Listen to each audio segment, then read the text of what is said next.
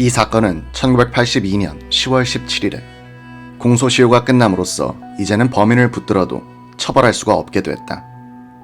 경찰과 검찰과 법원과 언론이 고문과 조작과 오판과 오보로서 무고한 사람들을 고생시키는 틈을 타서 범인은 면죄부를 받고 만 것이다. 힘없는 서민들이 경찰, 검찰, 법원, 언론의 총공세에 직면할 때 얼마나 비참하게 되는가를 이 사건은 똑똑하게 보여주고 있다.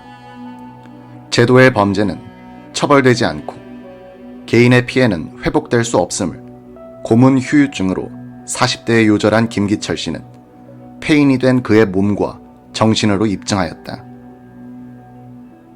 이 기사는 1981년부터 1982년에 걸쳐 월간 마당에 쓴 것이다.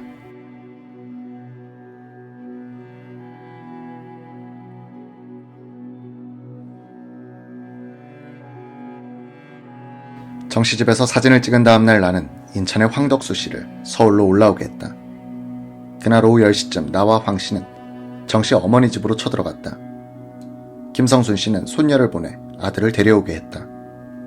10분쯤 뒤 반바지 차림의 대범 씨가 눈을 비비며 슬리퍼를 끌면서 들어섰다. 대범 씨는 자고 있다가 나온 것이었다. 야, 오랜만이다. 황 씨는 단번에 말을 놓으며 손을 내밀었다. 대범 씨도 그 손을 받아 악수를 했지만 황 씨를 잘 기억하지 못하는 듯했다. 우리는 그 집을 나와 비탈길 옆 구멍가게로 자리를 옮겼다. 맥주를 마시며 이야기 보따리를 풀어 제꼈다. 정 씨의 어머니도 걱정이 되는지 따라 내려왔다. 이야기는 꼬리에 꼬리를 물고 계속됐다. 황 씨는 마치 피의자를 신문하는 검사처럼 정 씨에게 날카로운 질문을 던졌다. 정 씨는 덤덤하게 설명을 해나갔다. 나도 황 씨의 질문 사이사이로 보충 질문을 했다. 정대범 씨는 두 사람의 집요한 질문을 처리해야 할 입장이었다. 나는 문득 며칠 전에 보았던 연극 신화 1900을 생각을 했다. 무죄 석방 뒤 정신병자가 된 김기창을 치료하기 위해 의사와 작가가 정신병동에서 벌이는 가상 재판. 김기창은 자신이 겪었던 억지 수사와 재판을 다시 경험하도록 강요받는다. 사이코 드라마식 치료란 이름 아래서 황 씨와 나는 정대범 씨에게 그 같은 체험의 재생을 요구하고 있었던 것이다. 밤 12시가 되자 가게 문을 닫아야 하게 됐다. 우리는 바깥으로 나와 가게 앞에 긴 나무 의자에 걸터 앉아 이야기를 계속했다. 대범 씨 어머니는 길바닥에 쪼그리고 앉아 말참견을 했다. 어둠 속에서 모기들이 달려들었다. 드문드문 행인들이 지나치며 우리의 좌담 광경을 힐끔힐끔 바라보았다. 우리의 목소리가 높아지면 대범 씨 어머니는 동네 사람들 잠 깨겠다고 말렸지만 대화에 열중한 세 사람은 들은 척만 할 뿐이었다.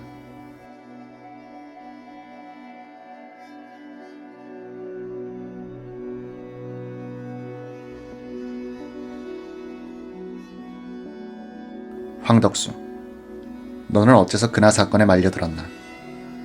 정대범, 모든 게 구영근이한테서 비롯됐어.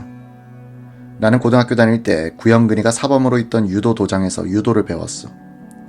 기골이 장대한 구사범은 그때 6단이었지. 나는 그때 한창 실력이 오르고 있을 때였기 때문에 구사범이 아니면 상대할 사람이 없었어. 그래서 저절로 친해졌는데 그것이 그런 인연이 될 줄이야. 고등학교를 졸업한 무렵 우리는 동대신동에서 밀양으로 이사를 갔어. 나는 가끔 부산으로 내려와 친구들과 어울리면서 우리가 새빵살이 하던 집에서 며칠 묵고 가기도 했지. 황덕수, 그나 사건으로 그 전에 조사받은 적이 있었나? 정대범, 한 번 있었지. 그때야 동대신동이나 영남극장 근방에서 좀 논다는 아이들 치고 경찰에 안 붙들려간 사람 있었나? 밀양집에서 서부경찰서에 연행돼 일주일쯤 문매만 맞고 나왔지. 형사들은 무조건 때리면서 불어라, 불어라 했지만 불 게 있어야 불지. 형사들은 나 혼자 여관방에 자게 하고 다음날 아침에 경찰서로 오도록 하곤 했는데 나는 바보처럼 달아나지도 않고 시키는 대로 했어. 아침마다 얻어맞으려고 경찰서로 출근하는 거였지. 그런 바보스러운 정직 때문인지 무혐의로 풀려났고 얼마 안 있다가, 그러니까 1968년 3월에 논산훈련소에 입대했어. 황덕수, 훈련소에서 붙들려왔지. 정대범, 훈련을 다 받고 부대 배속을 기다리고 있는데 헌병들이 오더니 나에게 수갑을 채우고 지프에 태우더군. 그 자리에서 구사범을 봤어. 난 영문도 모르고 부산으로 끌려왔단 말이야. 황덕수, 나는 그때 널 만나러 논산으로 갈 뻔했어. 구사범이 날 보고 이렇게 지시하는 거야. 논산 훈련소에 들어가게 해줄 테니까 거기서 대범이와 싸워 같이 영창에 들어가라. 함께 감방에 있으면서 대범이와 친해져 근하 사건에 대해 물어보라는 거였어. 그래서 입대 준비를 하고 있는데 너가 끌려왔더군. 조갑제, 그런데 왜 자백을 하게 됐죠? 정대범, 난 말입니다. 모 수사기관에 먼저 끌려가 문매를 맞기 시작했어요. 한두 사람도 아니고 10여 명이 빙 둘러서서 날 쥐어 패는 거예요. 다른 사람이 고문받는 현장도 보여줍디다. 너 저렇게 병신되고 싶니? 하는 겁니다. 그래도 난 부인을 했죠. 그런데 웬 키가 큰 사나이가 들어오더니 날 보고 군대에서 욕받지 하면서 다정하게 대하지 않겠습니까? 당신 누구요? 하니까 자네 날 모르나? 라고 능청을 떱디다. 그게 바로 김금식이었답니다. 난 무엇이 어떻게 돌아가는지 정신을 차릴 수가 없었어요. 제가 사회 경험이 있습니까? 그렇다고 감방 경험이 있습니까? 철없는 어린아이와 마찬가지였죠. 훈련소를 갓 졸업한 때라 배는 오죽 고플 때입니까? 얻어맞고 배고프면 무섭고 이런 상황에서 구사범이 어르고 달래는 거예요. 시키는 대로 하면 징역도 조금만 주겠다. 감방에서 군대 생활하는 셈 치면 될 것이다. 그런 뒤에는 평생 잘 먹고 살 수 있도록 보장하겠다. 이러는 거였습니다. 금식이도 옆에서 내가 하는 대로, 내가 시키는 대로 하면 된다고 한 수 거들어 줍디다. 그리고는 맥주를 먹이는 거예요. 그때 맥주 마시기가 그렇게 쉬웠나요? 맥주에 좋은 음식에, 그리고 김태현 검사는 수시로 저에게 용돈을 주었죠. 헌병대 감방에 있으면서 내 호주머니에선 돈이 떨어진 적이 없었어요. 그렇게 날 위협하고 삶아놓고 술 먹여놓고, 그래서 나의 마음도 붕 떠있을 때 그들은 부산지검의 김검사 사무실로 불러내 신문 조서를 받았습니다. 그것도 꼭 밤에 잠이 퍼부을 때 말입니다. 난 무조건 예 했죠.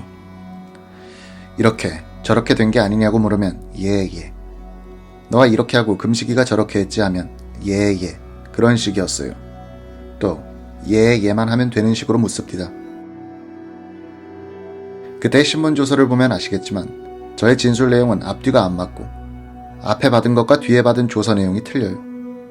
그럴 수밖에 없는 것이 제가 근하 사건에 대해서 아는 것이라고는 신문 기사 읽은 정도인데 자백을 잘하려 해도 뭐 아는 게 있어야죠. 저는 꾸벅꾸벅 졸면서 신문에 응했어요. 나중엔 그것도 견딜 수 없어 수사관이나 검사에게 당신들이 적당히 써놓으면 나중에 내가 도장을 찍어줄 터이니 잠이나 좀 자자고 하면서 코를 곤 적도 있습니다. 그때는 모든 걸 포기한 상태였고 어서 빨리 그 자리에서 벗어났으면 하는 생각뿐이었죠. 수사는 처음부터 조작이었습니다. 조갑제, 검찰이 최영옥 씨와 김기철 씨를 붙들어와 대지를 시켰을 때도 당신은 저놈들이 살해 교사범임에 틀림없다고 찍었죠. 정대범, 기철 씨와 최 씨를 제가 어떻게 합니까? 검찰 측에서 미리 암시를 주면서 아는 척하라고 해서 그런 거죠. 난 그때는 16 꼭두각시였으니까요. 한 번은 근하 살해범을 당시에 검문했다가 놓친 적이 있는 백순경이 검사실에 불려와 대면한 적이 있었어요. 김 검사가 나를 가리키며 저 사람을 알겠느냐고 하니까 백순경은 고개를 갸우뚱거립디다. 그러니까 김 검사가 고함을 빽 지르면서 그래가지고 어떻게 순경질 해먹느냐고 호통을 치는 거예요. 그렇게 되면 무슨 답이 나올지는 뻔한 것 아닙니까? 조갑제, 검은 야광시계를 범행 때 찼다고 진술했는데 정대범, 난 검은 야광시계를 본 적도 없어요. 조갑제, 범행 때 입었다는 옷은 정대범, 그 옷에서 피 흔적이 발견 안 된다고 신문하는 거예요. 그래서 모든 걸 쉽게 풀어가는 게 좋겠다 싶어 범행을 저지른 뒤 피 묻은 옷을 버렸다고 했죠. 김성순, 검찰에서 말한 그 옷은 대범이 옷이 아니라 대범이 동생 옷이었다고요. 밀양집에 구사범이 와서는 신분을 사칭하고 하는 말이 대범이가 군수사기관에 배속됐는데 사복근무이기 때문에 사복을 한 벌 갖다 줘야겠다는 겁니다. 그래서 동생이 입고 있던 옷을 벗겨 건네준 것인데 대범이가 범행 때 입은 걸로 둔갑을 했습니다. 정대범. 그때 검사실에 불려가면 다른 피의자들과 함께 만날 때가 종종 있었습니다. 그러면 최 씨와 기철이 등 다른 피의자들은 너가 날 어떻게 아느냐고 우리를 보고 삿대질을 하곤 했죠. 그러면 나는 금식이 보고 넌 나를 어떻게 아느냐, 나이 차이가 10살이 넘는데 우리가 언제 어떻게 알았느냐고 새삼 원망을 하기도 했죠. 그러면 금식이는 나에게 이게 모두 쇼다, 감방에서 편하게 지내기나 하자고 말합디다. 나중에는 얼굴을 맛보고 웃었어요.